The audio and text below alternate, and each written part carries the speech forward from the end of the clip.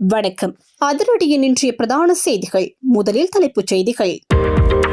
சற்று முன் ஜாழ்ப்பாணத்தில் துப்பாக்கிச் சூட்டு காயங்களுடன் மீட்கப்பட்ட இளைஞர் உடனடியாக வைத்தியசாலையில் அனுமதித்த போலீசார். வெளியான திடுக்கிடும் தகவல். மீண்டும் அரசாங்கம் மீது தனது வன்மத்தை கொட்டும் முக்கிய புள்ளி. ரகசியமாக சென்ற அறிக்கை. ஜனாதிபதி அனுரவின் மீது முன்வைக்கப்படும் குற்றச்சாட்டுக்கள். கோட்டபாய ராஜபக்சவை திடீரென முன்னிலையாகுமாறு அழைத்த சிஐடி. முக்கிய மோசடி தொடர்பில் அடுத்தடுத்து வெளிவரப்போகும் திடுக்கிடும் தகவல்கள். குறிக்கப்பட்ட நாள். இலங்கையிலிருந்து காணாமலாக்கி கடத்தப்பட்ட சிறுவர்கள். எப்ஸ்டீன் கோப்புகளுடன் தொடர்புபடும் விடயங்கள் சுட்டிக்காட்டும் சட்டத்தரப்பின் முக்கிய புள்ளி. இலங்கை தமிழரசு கட்சியிலிருந்து வெளியேறுகிறாரா ஸ்ரீதரன்? சுமந்திரன் தரப்பால் முன்னெடுக்கப்படும் முக்கிய நகர்வுகள். அம்பலமாகும் உண்மைகள். மாவட்டபுரம் கந்தசுவாமி கோவில் பௌத்த மதத்துடன் தொடர்புடையது. திடீரென சர்ச்சையை கிளப்பிய தேரர். சுட்டிக்காட்டப்பட்டுள்ள சில விடயங்கள். ஆண் போல வேடமணிந்து மோசமான செயற்பாடுகளை செய்து வந்த இளம்பெண். திடீர் சுற்றி வளைப்பில் உடைமையில் மீட்கப்பட்ட ஆபத்தான பொருட்கள். அதிரடி காட்டிய போலீசார். இலங்கையில் அதிர்ச்சி தரும் நோயொன்றின் தாக்கம். ஒரே நாளில் மட்டும் பல நோயாளிகள். அடுத்தடுத்து வெளியிடப்பட்ட திடுக்கிடும் தகவல்கள். மக்களே அவதானம். ஆடம்பரமான கார்களை தொடர்ந்து தனது அடுத்த கட்ட நோக்கத்துடன் களமிறங்கிய பிரபல தொழிலதிபர். இலங்கையிலிருந்து வெளிநாடு வரை பறந்த புகழ். தற்போதைய சபாநாயகருக்கு பதிலாக முன்னைய சபாநாயகரை போடுங்கள். திடீரென சபையில் கொந்தளித்த அர்ச்சுனா. பரபரப்பான நாடாளுமன்ற அமர்வு. தொடர்பான விரிவான செய்திகள். விரிவான செய்திகளுக்கு செல்லும் முன்னர் இது போன்ற செய்திகளை உடனுக்குடன் அறிந்து கொள்ள எமது அதிரடி சேனலை சப்ஸ்கிரைப் செய்து கொள்ளுங்கள். இன்று அதிகாலை 1:18 மணியளவில் யாழ்ப்பாணம் போதனா வைத்தியசாலையில் துப்பாக்கிச்சூட்டு காயங்களுடன் அனுமதிக்கப்பட்ட இளைஞர் ஒருவர் உயிரிழந்துள்ளதாக தெரிவிக்கப்படுகிறது. குறித்த இளைஞர் மண்டைத்தீவு பகுதியிலிருந்து துப்பாக்கிச்சூட்டு காயங்களுடன் போலீசாரால் யாழ்ப்பாணம் போதனா வைத்தியசாலைக்கு கொண்டு செல்லப்பட்டதாக கூறப்படுகிறது. இளைஞரின் தலையில் துப்பாக்கிச்சூட்டு காயம் காணப்பட்டதாகவும் வைத்தியசாலையில் அனுமதிக்கப்பட்ட பின்னர் சிகிச்சை பலனின்றியவர் உயிரிழந்துள்ளதாகவும் ஊடகங்கள் செய்தி வெளியிட்டுள்ளது. இதனிடையே குறித்த துப்பாக்கிச்சூட்டு சம்பவம் எவ்வாறு எந்த காரணத்தால் இடம்பெற்றது என்பது தொடர்பான தகவல்கள் இதுவரை வெளியாகவில்லை எனவும் அவர் சுட்டிக்காட்டினார். சம்பவம் தொடர்பான மேலதிக விசாரணைகளை போலீசார் மேற்கொண்டு வருகின்றமையும் குறிப்பிடத்தக்கது. முன்னாள் ஜனாதிபதி கோட்டாபய ராஜபக்சவை குற்றப்புலனாய்வு திணைக்களத்தில் முன்னிலையாகுமாறு அழைப்பு விடுக்கப்பட்டுள்ளதாக தகவல்கள் வெளியாகியுள்ளன. அதன்படி எதிர்வரும் 13ஆம் தேதி குற்றப்புலனாய்வு திணைக்களத்தில் முன்னிலையாகி வாக்குமூலம் வழங்குமாறு கோட்டாபய ராஜபக்சவுக்கு சிஐடி அழைப்பு விடுத்துள்ளதாக தெரிய வருகின்றது. கொழும்புக்கு அருகாமையில் அமைந்துள்ள ஒரு வீட்டு தொகுதிக்கு சொந்தமான பல வீடுகள் பல நபர்களுக்கு சட்டவிரோதமாக ஒதுக்கப்பட்டதை அங்கீகரிக்கும் வகையில் கடிதங்கள் வெளியிடப்பட்ட சம்பவம் தொடர்பிலேயே இந்த விசாரணை இடம்பெறவுள்ளதாக கூறப்படுகின்றது. இந்த சம்பவம் கோட்டாபய ராஜபக்ச பாதுகாப்பு செயலாளராக பதவி வகித்த காலப்பகுதியில் இடம்பெற்றதாகவும் தெரிவிக்கப்படுகிறது. இதன் அடிப்படையில் குறித்த விசாரணைக்கு வருமாறு முன்னாள் ஜனாதிபதிக்கு கடந்த வெள்ளிக்கிழமை எழுத்துப்பூர்வ அறிவிப்பு அனுப்பப்பட்டுள்ளதாகவும் தகவல்கள் தெரிவிக்கின்றன. உலகளவில் எப்ஸ்டீன் கோப்புகள் பேசுபொருளாக மாறியுள்ள நிலையில் இலங்கையில் காணாமல் போன சிறுவர் சிறுமிகளை அரசியல் சார்ந்த காரணங்களுக்காக மட்டுமே கடத்தப்பட்டவர்கள் என்ற நிலைப்பாட்டுக்கு வர முடியாது என சட்டத்தரணி உமாகரன் ராசையா தெரிவித்துள்ளார். யாழ்ப்பாணம் ஊடக அமையத்தில் இடம்பெற்ற ஊடக சந்திப்பில் கருத்து தெரிவிக்கும் போது அவர் இவ்வாறு குறிப்பிட்டார். தொடர்ந்து கருத்து தெரிவித்த அவர் எப்ஸ்டீன் கோப்புகள் உலக அளவில் ஒரு விடயத்தை தெளிவாக வெளிப்படுத்தியுள்ளதாகவும் பாலியல் செயற்பாடுகளுக்காக சிறுவர் சிறுமிகள் பயன்படுத்தப்பட்டமை அதில் வெளிச்சம் போட்டு காட்டப்பட்டுள்ளதாகவும் கூறினார். இந்த நிலையில் இலங்கையிலிருந்து காணாமல் ஆக்கப்பட்ட சிறுவர் சிறுமிகளுக்கு என்ன நடந்தது என்பதை அரசியல் சார்ந்த குற்றமாக காணாமல் ஆக்கப்பட்டனர் என்ற ஒரே கோணத்தில் மட்டும் விசாரிக்க முடியாது என்றும் அவர் வலியுறுத்தினார். 2009ஆம் ஆண்டு முதல் 2026ஆம் ஆண்டு வரையான காலப்பகுதியில் காணாமலாக்கப்பட்ட சிறுவர் சிறுமிகளுக்கு என்ன நடந்தது என்பதை பாலியல் சுரண்டல் என்ற ரீதியிலும் மனித ஆட்கடத்தல் என்ற ரீதியிலும் இந்த அரசு விசாரணை செய்ததா என அவர் கேள்வி எழுப்பினார். இந்த காணாமலாக்கப்பட்டவர்களில் பாதிக்கப்பட்டவர்களாக இன்றைய தேசிய மக்கள் சக்தியாக உள்ள ஜேவிபியினரும் இருக்கக்கூடும் என்றும், எனவே இந்த விடயத்தில் அவர்களுக்கும் மிகப்பெரிய பொறுப்பும் கடப்பாடும் உள்ளதாகவும் அவர் குறிப்பிட்டார். அதனால் இந்த கடத்தல் சம்பவங்களை பாலியல் சுரண்டல், நரபலியிடுதல் போன்ற மூட நம்பிக்கைகள் தொடர்பான கோணங்களிலும் அந்த நோக்கங்களுக்காக சிறுவர் சிறுமிகள் கடத்தப்பட்டிருக்கலாம் என்ற அடிப்படையிலும் விசாரிக்குமாறு கோரிக்கை விடுப்பதாக உமாகரன் ராசையா தெரிவித்தார். இதுவரை எத்தனை சிறுவர் சிறுமிகள் காணாமல் ஆக்கப்பட்டுள்ளனர் என்பதற்கான சரியான பதிவுகள் இல்லை என்றும் அவர் சுட்டிக்காட்டினார். காணாமல் போன 23,000 பேரில் 2,300 சிறுவர்கள் காணாமல் ஆக்கப்பட்டுள்ளதாக தாங்கள் கூற முடியும் என்றும் அதனை மறுப்பதற்கு NPP அரசாங்கம் தகுந்த சாட்சியங்களை சமர்ப்பிக்க வேண்டும் என்றும் அவர் தெரிவித்தார். சிறுவர்கள் வணிகப் பொருளாக மாற்றப்பட்டுள்ளனர் என்றும் அவர் குற்றம் சாட்டினார். இந்த நிலையில் இது தொடர்பில் பல இடங்களுக்கு கடிதங்களை அனுப்ப உள்ளதாகவும் F-15 கோப்புகளில் 188 இடங்களில் இலங்கையின் பெயர் இடம்பெற்ற நிலையில் அது குற்ற சம்பவங்களுடன் தொடர்புடையது என்று உறுதியாக கூறவும் முடியாது, அதேபோல் தொடர்பில்லை என்றும் மறுக்கவும் முடியாது என்றும் சட்டத்தரணி உமாகரன் ராசையா தெரிவித்துள்ளார். தமக்கு எதிராக திட்டமிட்ட முறையில் கட்சிக்குள் ஒரு தரப்பினர் செயற்பட்டு வருவதாகவும் தம்மை கட்சியிலிருந்து வெளியேற்றும் நோக்கில் உளவியல் ரீதியாக தாக்குதல் நடவடிக்கைகளை கடந்த 2 ஆண்டுகளாக அவர்கள் முன்னெடுத்து வருவதாகவும் இலங்கை தமிழரசு கட்சியின் நாடாளுமன்ற உறுப்பினர் சிவஞானம் ஸ்ரீதரன் தெரிவித்துள்ளார். எனினும் கட்சிக்குள் தமக்கு எதிராக மேற்கொள்ளப்படும் இத்தகைய நடவடிக்கைகள் காரணமாகத்தான் இலங்கை தமிழரசு கட்சியை ஒருபோதும் விட்டு வெளியேறப் போவதில்லை என்றும் அவர் உறுதியாக தெரிவித்துள்ளார். தமிழரசு கட்சியின் நாடாளுமன்ற குழு தலைவர் பதவியிலிருந்து நீக்கப்பட்டதன் பின்னர் உருவான அரசியல் சூழ்நிலைகள் குறித்து ஊடகம் ஒன்றுக்கு வழங்கிய செவ்வியிலேயே அவர் இதனை கூறியுள்ளார். இந்த செவ்வியில் மேலும் அவர் தெரிவிக்கையில், அரசியலமைப்பு பேரவையில் ஸ்ரீலங்கா ராணுவத்திற்கு ஆதரவாக தாம் 8 தடவைகள் வாக்களித்ததாக முன்வைக்கப்படும் குற்றச்சாட்டுகளை முழுமையாக நிராகரிப்பதாக கூறினார். இந்த குற்றச்சாட்டுகளை நிரூபித்தால் அரசியலில் இருந்து விலக தயாராக இருப்பதாகவும் இது தொடர்பாக கட்சி சுயாதீனமாக விசாரணை குழு ஒன்றை நியமித்தால் அதற்கு முழுமையான ஒத்துழைப்பை வழங்க தயாராக இருப்பதாகவும் ஸ்ரீதரன் தெரிவித்தார்.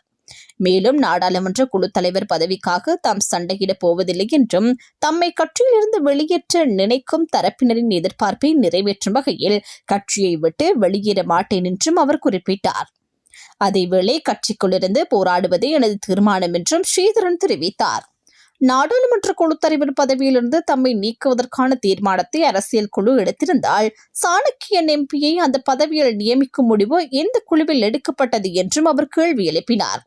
இதனிடையே தமக்கு எதிராக இலங்கை தமிழரசு கட்சிக்குள் சுமந்திரன் தரப்பினரால் முன்னெடுக்கப்பட்டு வரும் பல்வேறு நடவடிக்கைகள் குறித்து ஸ்ரீதரன் தனது கருத்துக்களின் மூலம் விரிவாக விளக்கி கூறியுள்ளார். தென்பகுதிகளிலிருந்து சிங்கள மக்கள் இந்தியாவின் புத்தகையாவுக்கு பயணம் செய்யும் போது மாவட்டபுரம் கந்தசுவாமி கோவில் காணியில் தங்கி செல்வதோடு இந்தியாவிலிருந்து திரும்பும் போதும் அதே இடத்தில் தங்கியிருந்து வருவதாக கொட்டப்பிட்டிய ராகுலதேரர் தெரிவித்துள்ளார். ஜன்மபூமி என்ற நிலையில் உரையாற்றும் போதே அவர் இதனை தெரிவித்துள்ளார். தொடர்ந்து உரையாற்றிய ராகுலதேரர் இந்த விடயம் குறித்து ஜனாதிபதிக்கு தெரியப்படுத்த வேண்டிய அவசியம் இருப்பதாக குறிப்பிட்டார். தான் உட்பட பல தேரர்கள் யாழ்ப்பாணத்திற்கு சென்றிருந்த போது மாவட்டபுரம் கந்தசுவாமி கோவிலை பார்வையிட சென்றதாகவும் அந்த சந்தர்ப்பத்தில் கோவிலின் பூசகர் மிக அதிசயமான ஒரு கதையை தமக்கு கூறியதாகவும் அவர் தெரிவித்தார்.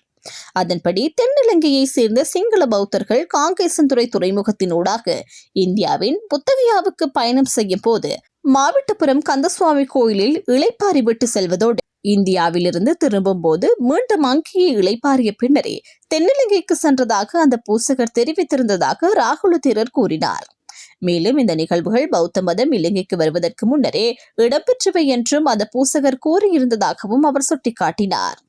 இதன் அடிப்படையில் சிங்கள வரலாறு 2500 ஆண்டுகள் பழமையானது என்றும் இவ்வாறான பல விடயங்கள் வெளியில் வெளிப்படுவதில்லை என்றும் ராகுலதேரர் குறிப்பிட்டார்.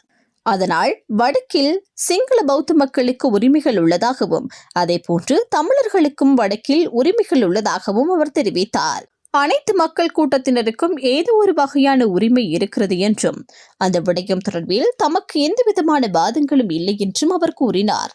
எனினும் தென்னிலங்கையிலிருந்து வடக்கிற்கு செல்ல முடியுமா அல்லது செல்லுவது தவறானதா என்ற கேள்விகளை முன்வைத்து இனவாதத்தை உருவாக்க முயற்சிகள் மேற்கொள்ளப்படுவதாகவும் ராகுலதேரர் தனது உரையில் குறிப்பிட்டுள்ளார். ஆண் போல வேடமணிந்து கழுப்பாலம் டிலு என்ற பெயரில் போதைப் பொருள் கடத்தலில் ஈடுபட்டு வந்த பெண் ஒருவர் போலீசாரால் கைது செய்யப்பட்டுள்ளார். இவ்வாறு கைது செய்யப்பட்டவர் பொரலஸ்கமோ பகுதியை சேர்ந்த 30 வயதுடைய பெண் என போலீசார் தெரிவித்துள்ளனர். குறித்த சந்தேக நபரிடமிருந்து சுமார் 150 லட்சம் ரூபாய் பெறுமதியான ஏஷ் மற்றும் குஷ்டக போதைப் பொருட்கள் கைப்பற்றப்பட்டுள்ளதாகவும் தெரிவிக்கப்பட்டுள்ளது. போலீஸ் விசாரணைகளிலிருந்து தெரிய வருவதாவது, இந்த பெண் தனது தலைமுடியை வெட்டிக்கொண்டு ஆண் போல வேடமணிந்து களப்பாலம் டினு என்ற பெயரில் நீண்ட காலமாக போதைப்பொருள் கடத்தலில் ஈடுபட்டு வந்துள்ளார். இந்த சம்பவம் தொடர்பான மேலதிக விசாரணைகளை மேல்மாகாணத்தின் வடக்கு போலீஸ் குற்றத்தடுப்பு பிரிவினர் தற்போது மேற்கொண்டு வருகின்றனர். இலங்கையில் தினமும் சுமார் 100 புதிய புற்றுநோய் நோயாளிகள் பதிவாகி வருவதாக சுகாதார துணை அமைச்சர் மருத்துவர் ஹன்சக விஜயமுனி தெரிவித்துள்ளார். கொழும்பு தேசிய மருத்துவமனையின் வெளிநோயாளர் பிரிவில் அமைந்துள்ள தொற்று நோய்கள் மருத்துவமனை கட்டிடத்தின் முதல் தளத்தில் நிறுவப்பட்டுள்ள புதிய புற்றுநோய் ஆரம்பகால கண்டறிதல் மையம் திறப்பு விழாவில் கலந்து கொண்டு உரையாற்றும் போதே அவர் இதனை தெரிவித்தார். நாட்டின் 6 முக்கிய மருத்துவமனைகளில் இந்த புற்றுநோய் ஆரம்பகால கண்டறிதல் மையங்கள் தற்போது செயல்பட்டு வருவதாகவும், எதிர்காலத்தில் ஒவ்வொரு மாவட்டத்தையும் உள்ளடக்கும் வகையில் இந்த மையங்களை நிறுவுவதில் அரசாங்கம் கவனம் செலுத்தி வருவதாகவும் துணை அமைச்சர் கூறினார். இதனிடையே நாளுக்கு நாள் பதிவாகும் புற்றுநோய் நோயாளிகளின் எண்ணிக்கை அதிகரித்து வருவதை சுட்டிக்காட்டிய அமைச்சர் ஹன்சக விஜயமுனி, பெரும்பாலான நோயாளிகள் நோய் மிகவும் முன்னேறிய நிலையில்தான் மருத்துவமனைக்கு வருவதாக கவலை வெளியிட்டார். மேலும் தினமும் சுமார் 40 புற்றுநோய் நோயாளிகள் உயிரிழப்பதாகவும் அவர் தெரிவித்தார். இதற்கிடையில் தேசிய புற்றுநோய் கட்டுப்பாட்டு திட்டத்தின் தகவலின்படி இலங்கையின் ஒவ்வொரு நாளும் 15 பெண்கள் மார்பக புற்றுநோயால் பாதிக்கப்படுவதாகவும், அவர்களில் 3 பெண்கள் தினமும் உயிரிழப்பதாகவும் தெரிவிக்கப்பட்டுள்ளது. இதனை கருத்தில் கொண்டு 20 வயதிற்கு மேற்பட்ட பெண்கள் ஒவ்வொரு மாதமும் தாமாகவே சுயமார்பக பரிசோதனை செய்து கொள்ள வேண்டும் எனவும், 20 முதல் 40 வயதிற்குட்பட்ட பெண்கள் 3 ஆண்டுகளுக்கு ஒருமுறை மருத்துவ மார்பக பரிசோதனை செய்து கொள்ள வேண்டும். 40 வயதிற்கு மேற்பட்ட பெண்கள் வருடத்திற்கு ஒருமுறை மருத்துவ மார்பக பரிசோதனை செய்து கொள்ள வேண்டும் எனவும் தேசிய புற்றுநோய் கட்டுப்பாட்டு திட்டம் வலியுறுத்தியுள்ளது. இலங்கையின் பிரபல தொழிலதிபர்களில் ஒருவரான டட்லி ஸ்ரீசேன உலக வானூர்தி கொள்வனவு செய்வதற்கான நோக்கில் 2026ஆம் ஆண்டுக்கான சிங்கப்பூர் விமான கண்காட்சியில் பங்கேற்றுள்ளதாக தகவல்கள் தெரிவிக்கின்றன. இந்த கண்காட்சியின் போது நவீன உலக வானூர்தி ஒன்றை கொள்வனவு செய்வதற்கான ஆரம்பகட்ட திட்டங்களை அவர் தொடங்கியுள்ளதாகவும் குறிப்பிடப்படுகின்றது. இது தொடர்பில் தனது பங்கேற்பு மற்றும் எதிர்கால நம்பிக்கைகள் குறித்து கருத்து தெரிவித்த டட்லி ஸ்ரீசேன, பல தியாகங்களை செய்து என் வாழ்க்கையில் கிட்டத்தட்ட ஒவ்வொரு கனவையும் நிறைவேற்றியுள்ளேன். இது என் அடுத்த கனவு. மிக விரைவில் எனது ஹெலிகாப்டர் கனவையும் நிறைவேற்றுவேன் என தெரிவித்துள்ளார். சிங்கப்பூர் விமான கண்காட்சியின் போது அவர் தனது தொழில்முறை குழுவுடன் இணைந்து உலக புகழ்பெற்ற பெல் டெக்ஸ்ட்ரா நிறுவனத்தின் பிரதிநிதிகளை சந்தித்து உலக வானூர்தி கொள்வனவு தொடர்பான ஆரம்பகட்ட கலந்துரையாடல்களை நடத்தியுள்ளதாகவும் தகவல்கள் தெரிவிக்கின்றன. இந்த முயற்சிக்கு இலங்கையில் பெல்வணிக விமானங்களின் விற்பனையை மேற்கொள்ளும் சிலோன் ஏரோநாட்டிக்கல் சர்வீசஸ் நிறுவனம் ஆதரவு வழங்கியுள்ளதாகவும் கூறப்படுகிறது. அரளிய அரிசி விற்பனை உட்பட 25க்கும் மேற்பட்ட வணிகங்களை கொண்ட டட்லி ஸ்ரீசேன சமீப காலத்தில் ஆடம்பர ரோல்ஸ் ராய்ஸ் காரை கொள்வனவு செய்ததன் மூலம் ஊடகங்களிலும் சமூக ஊடகங்களிலும் பரவலாக பேசுபொருளாக மாறியிருந்தமை குறிப்பிடத்தக்கது. முன்னாள் சபாநாயகர் அசோக ரன்வளவை மீண்டும் சபாநாயகராக நியமிக்குமாறு நாடாளுமன்ற உறுப்பினர் ராமநாதன் அர்ஜுனா அரசாங்கத்திடம் கோரிக்கை விடுத்துள்ளார். நாடாளுமன்றத்தில் உரையாற்றும் போது அவர் இதனை தெரிவித்துள்ளார். அவர் மேலும் கூறுகையில், சபாநாயகர் தொடர்பாக முன்னதாக தான் கருத்து வெளியிட்ட போது தன்னை பைத்தியம் என சிலர் கூறியதாகவும், அங்குடாவில் பணியாற்றிய அனுபவம் தனக்கு இருப்பதாகவும் குறிப்பிட்டார். தற்போதைய நிலைமை குறித்து கேள்வி எழுப்பிய அவர், இப்போது யாரையே மாற்றுகின்றார்கள்? இந்த PHI நபர் பல விடயங்களை கொண்டு வருகின்றார். அதில் எந்த அவமானமும் இல்லையா என கேள்வி எழுப்பினார். இதனைத் தொடர்ந்து மீண்டும் அசோக ரன்வளவை சபாநாயகராக நியமிக்க வேண்டும் என வலியுறுத்திய ராமநாதன் அர்ஜுனா, தயவு செய்து அவரை இடமாற்றம் செய்யுங்கள். அந்த அசோக சகோதரை எங்களுக்கு கொடுங்கள். அவருக்கு சான்றிதழ் அல்லது வேறு எந்த பதவியும் தேவையில்லை. சபாநாயகர் நாற்காலியிலிருந்து அவரை விலக்கி வைக்க வேண்டும் என தெரிவித்தார். மேலும் அசோக் ரன்வளவ மனசோர்வடைந்து தனது காரை விபத்துக்குள்ளாக்கியதாகவும் அவர் குறிப்பிட்டார். நாடாளுமன்ற வரலாற்றில் எந்த சபாநாயகரும் நாடாளுமன்ற ஊழியர்களுடன் மோதலில் ஈடுபட்டதில்லை என்றும், அதிக அறிவாற்றல் கொண்டு சமிந்த குலரத்னவை வெளியேற்றியதாகவும் அவர் குற்றம் சாட்டினார். அத்துடன், உங்களுக்கு ஏன் 2 வீடுகள்? உங்களுக்கு ஒரு அறை போதாதா? 2 வீடுகள் வாங்கி 2 பெட்ரோல் கொடுப்பனவுகளை பெற்றுள்ளீர்கள். நீங்கள் தேனிலவுக்கு சென்றீர்களா எனவும் அவர் கேள்வி எழுப்பினார். 2 வாரங்களுக்கு முன்னர் ஒரு தனியார் அமைப்பினால் அரசாங்கம் நடத்திய கணக்கெடுப்பின் அடிப்படையில் அரசாங்கத்தின் வாக்காளர் ஆதரவு 24.7% குறைந்துள்ளதாக பெவிதுருகல உரிமை கட்சியின் தலைவர் மற்றும் முன்னாள் அமைச்சர் உதய கம்மன்பில தெரிவித்துள்ளார். ஜேவிபி தெற்கிலும் புலிகள் வடக்கிலும் செயற்பட்டு 1989 ஆண்டு காலப்பகுதியில் கூட ஒத்திவைக்கப்படாத மாகாண சபை தேர்தல்களை தற்போது தித்வா புயலை காரணமாக்கி ஒத்திவைக்க அரசாங்கம் முயற்சி மேற்கொள்வதற்கான பிரதான காரணம் இதுவே என அவர் வலியுறுத்தினார். சம்பந்தப்பட்ட கணக்கெடுப்பு தொடர்பில் தான் கூறியது பொய்யானதாக இருந்தால் ஒரு மாதத்திற்குள் மாகாண சபை தேர்தலை அறிவித்து காட்டுமாறு அரசாங்கத்துக்கு சவால் விடுப்பதாகவும் உதய கம்மன்பில தெரிவித்தார். நவம்பர் 2024 நடைபெற்ற பொதுத் தேர்தலில் 6.9 மில்லியன் வாக்குகளை பெற்றிருந்த திசைகாட்டி சின்னம் 6 மாதங்களுக்கு பின்னர் நடைபெற்ற உள்ளூராட்சி தேர்தலில் 4.5 மில்லியன் வாக்குகளை மட்டுமே பெற்றதாகவும் அவர் சுட்டிக்காட்டினார். இதனைத் தொடர்ந்து கருத்து தெரிவித்த முன்னாள் அமைச்சர் மீண்டும் மீண்டும் நடந்தால் அது பிரச்சனையாகிவிடும் என்ற சிங்கள பழமொழியை நினைவு கூர்ந்து தற்போது இன்னும் 24.7% வாக்காளர் தளம் எஞ்சியிருப்பதை பார்த்து அரசாங்கம் மகிழ்ச்சி அடையலாம் என்றும் அந்த எண்ணிக்கை விரைவில் வழக்கமாக 3% குறையும் என்றும் கூறினார்.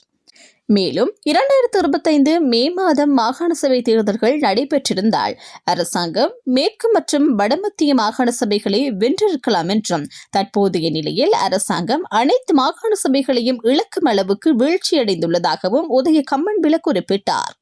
இந்த கருத்துக்களை அவர் பிவிதுருகல உரிமை கட்சியின் தலைமையகத்தில் நடைபெற்ற ஊடகவியலாளர் சந்திப்பின் போது தெரிவித்தார். இத்துடன் அதிரடியின் இன்றைய பிரதான செய்திகள் நிறைவடைகின்றன. எமது செய்தி தொடர்பான உங்களுடைய கருத்துக்களை மறக்காமல் கமெண்டில் பதிவிடுங்கள். மேலும் இது போன்ற செய்திகளை உடனுக்குடன் அறிந்து கொள்ள எமது அதிரடி சேனலை சப்ஸ்கிரைப் செய்து கொள்ளுங்கள்.